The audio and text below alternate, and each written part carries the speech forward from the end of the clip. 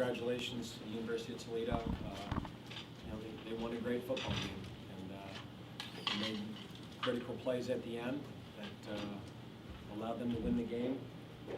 They're too good of a football team for us to spot a 21-0 lead to. We did some things that I think are uncharacteristic of our team. Certainly the roughing the kicker and the personal foul was very disappointing. And then our opportunity to go for it, 4th and 1 on the half-yard line there when we had the procedure. And you go back, and those are really critical plays in the game. But again, that's on us. They didn't make those mistakes, and they made critical plays. We made some critical mistakes. I'm certainly proud of the way our team came back and battled and came back with the lead.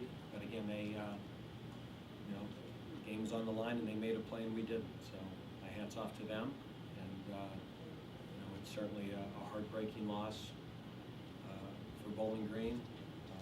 I feel awful for our senior class, but we'll have to regroup, and I have confidence we will.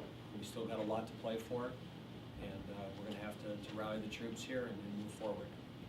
You guys had 3rd and 26 and couldn't get off the field at the end of the game. What happened on those 2 plays? Well, the one I believe was a scramble on the 3rd down, right? And we had a 3-man rush, and he did a nice job taking off and found a seam and got it to 3rd and 9. And on 3rd and 9, we actually were doubling. We were doubling the guy that caught the touchdown, and he beat us. He ran a great route. The ball was right in the money, and they had a really well executed play.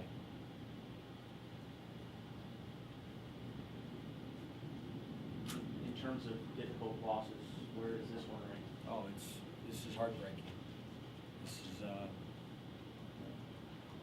the difficult losses somehow stick with you more than the exhilarating wins, and this one hurts. It really does. Again, I feel bad for our seniors. I feel bad for our football team, but like I said, hats off to Toledo. They made the plays at the end, and we didn't, and then they deserved to win the game. So. 3rd and 26, you're just trying to keep everything playing at that point. Yeah, I mean, they're very talented at receiver. You're trying to force them to check it down and rally and hold them to 2 plays under 13 yards. And it comes down to a 4th and 9 on the 11. And again, they executed. You certainly can go back and double. You can go back and wonder, should you have blitzed? Should you have had a 4-man rush? Should you have, should you have called something else? But that was the defense we called, and that was the play they called, and they executed the play. Your defensive line in the first half, was it just physically getting overpowered, or not in the right gaps at times? Or? Both. I think Toledo has one of the best offensive lines that we've played all year.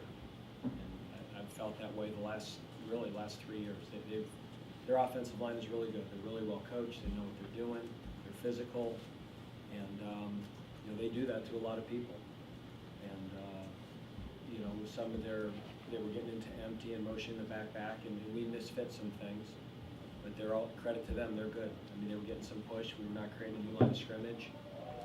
In the second half, we started doing some different things on defense, and had some success with it. But again, they've got a good offensive line, and they run the ball against everybody. And that was a matchup we were concerned about.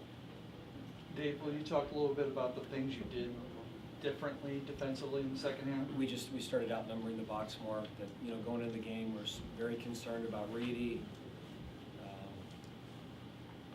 They're very skilled at receiver, and last year they threw the ball for 330 yards against us, and they're a tough out on offense. If you double receivers, you give them the run game, and if you don't give them the run game, they can throw it. So we were trying to mix it up a little bit, and they even ran the ball sometimes against some outnumbered boxes, which is hard to do, and that's where some of the plays that we did misfit. That we just didn't have a guy in A gap, and our linebacker, at times wouldn't see the tight end coming back across the ball, and we had to fit those things better than we did.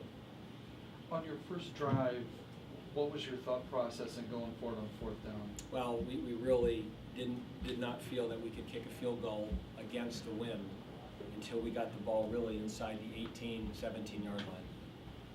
So unless we had the ball inside the 20, we were just going to go for it. I mean, you're certainly not going to punt it there. And certainly early in the game, the wind was so strong that pregame, we felt we were not in field goal range till we were inside the 20. About the play that Heath Jackson came in after Cohen went down then and gave you a lift. Yeah, Heath played well, made some big catches for us, and he's probably going to play a lot more going forward. What was the injury to Gabe Martin? We'll have to see. He hurt his knee. We'll get an MRI on Monday and hope for the best. What do you say to Sean drop at the end? Could have got you guys going. Yeah, I mean, they made the catches and we didn't. So, I mean, I think after a game like that, you got to be very careful with the blame game. There's a lot of different plays. On the first drive, we dropped the ball. Late, we dropped the ball. We roughed the kicker on a field goal, and then we have a personal foul, and then we jump on a 4th and 1 that we're trying to score a touchdown. I mean, you can't blame any one of those plays. If you make any of them different, maybe it's a different game. But we did enough things wrong as a team that we're not going to put this loss on any one player, any one player. What were the causes for the struggles offensively, especially early drive of the second quarter?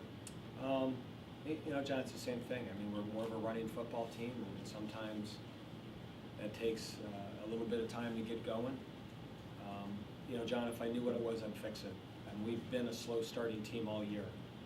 And I've said all year that at some point when you play a really good football team, which our last 2 games against Mississippi State and Toledo are really good football teams, you can't spot teams like that, 14-0 and 21-0 leads. I mean, it would have been a heck of a comeback, and I'd love to be in here bragging about how that was a great comeback from 21-0, but that's a lot of points to spot any football team. And again, I'm proud of the effort our guys had coming back, but that you just, against good football teams, you can't fall behind that quickly. And it was a battle the rest of the game coming back. No way of quantifying it, but do you believe the bye week contributed to it? No, I mean, again, those things, there's no excuses. I mean, whether it's a week, whether it's a bye week, we had ample time to prepare for these guys. I thought we had good plans going in, and they played better than us. They made more plays, so I'm not going to, they had a week after a very physical overtime game against Navy, so credit to them to get their team ready to come in here and play the way they did. Good. And then one more. Will you talk a little bit about the emotion after you guys have made that comeback? Yeah, John, it's our guys invested a lot in this game. They really did. It means a lot to them. It's a very important rivalry. It really bothered our seniors that we have not won this game, and I don't know what to tell you. It's heartbreaking. It really is. And there's not anything I can say to them to make them feel better about it. This one hurts. This one really stings. And we're going to have to rally back. We have a good football team.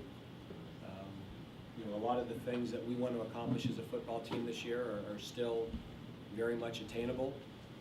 But our ability to bounce back and show mental toughness is going to be challenged.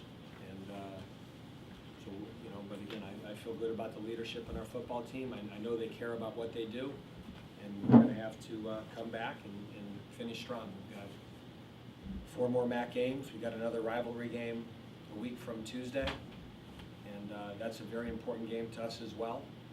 And we've got to, again, regroup and get up good plans for Miami and figure out a way to beat Miami down at their place.